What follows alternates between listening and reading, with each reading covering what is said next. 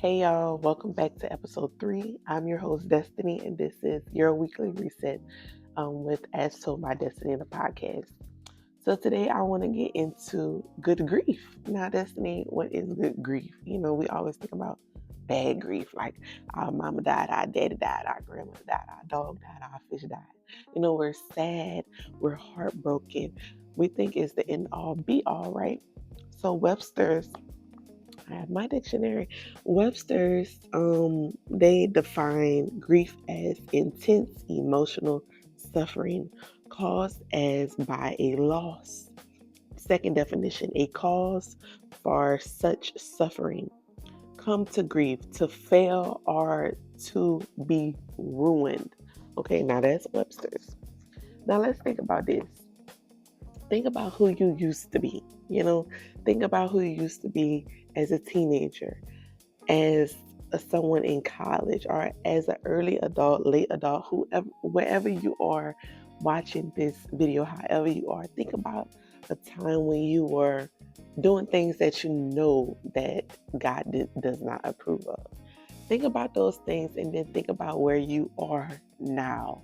Let's look at grief as like, thank you, Lord, for this good grief. Or as the title says, oh God, good grief. Let's think about that. All grief is not bad. Yes, we mourn people who we love, but let's think about the people who He removed that were bad for us, who were beating us, who were loving us the wrong way, or not loving us at all. Let me say that. Let's think about the jobs that cause us to lose our hair, or to turn to drugs, or to turn to alcohol. Let's think about the sexual things that we were doing, whether that's watching porn, whether that's you having sex before marriage. Let's think about like selling our bodies. The list could go on and on.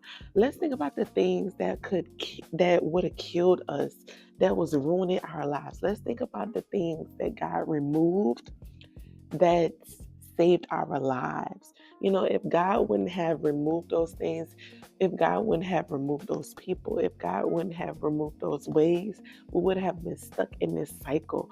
Some of us would have been in the grave. Some of us would have been in prison. Some of us would have been in a mental institute. Because let's be real, every single human on this earth has done things that are not of God, that's that are not good for the soul. So let's think about those things. So I want to go to a verse, Matthew 16:24, and it's talking about taking up your cross daily. Not whenever we want to, not after we go out for the night, not after we smoke this blunt, none of that.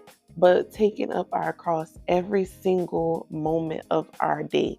Is it going to be easy? No, but as disciples, we are ordered to do so. And it reads, Then Jesus said to his disciples, If anyone wants to follow after me, let him deny himself, take up his cross, and follow me. For whoever wants to save his life will lose it. But whoever loses his life because of me will find it. We must lose a couple things. We must lose a couple pounds from our life in order to be the best version of ourselves, in order to do the work that God has called us to do. You will not find happiness in the things that God has taken away, because if it was good for us, God wouldn't have taken it away. If that man or that woman or that friend was good for us, God would not take it away. Why would a giving God and a loving God and a providing God take away things and people who are meant to be in our lives? So we must have good grief. Let's look at grief in a different way. Let's be grateful for where God has taken us. Let's be grateful for where God is taking us right now and about to take us. There are some things that need to fall off of every one of our lives right now. And we will experience that grief. What will you do when you experience that grief? When you will mourn things from your past, like, oh, I'm not the same person I used to be. I miss doing this. I miss doing that. I miss the feeling that I used to have whenever I used to do the things that I used to do, or whenever I used to be around the people that I used to be around. You will experience that because we're human. We experience the emotions, but you will thank God for the things that God has done in your life. You will be grateful for where God is taking you. You will be loving. You will be understanding. You will try to dig deep into what He's trying to tell you in this season of your life. You will not fall back. In Genesis, they talk about remember Lot's wife.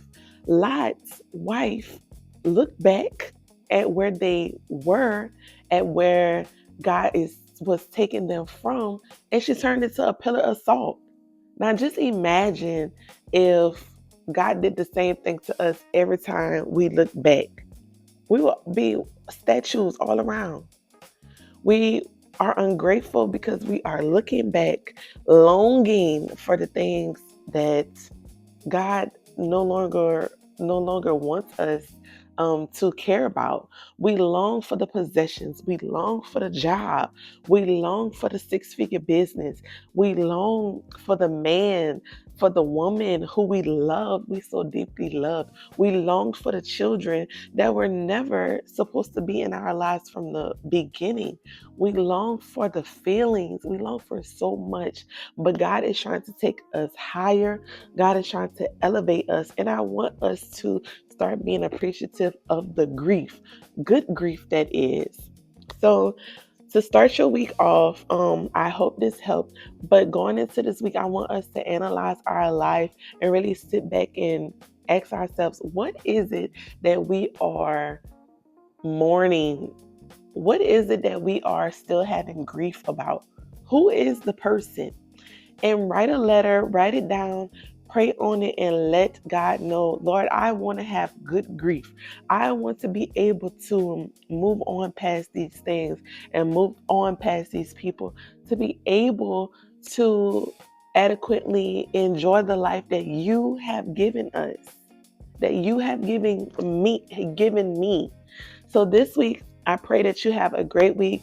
I pray that this message helped you, and I'll see you next week. May the Lord keep you, and may the Lord bless you, and you have a great week. See y'all next week.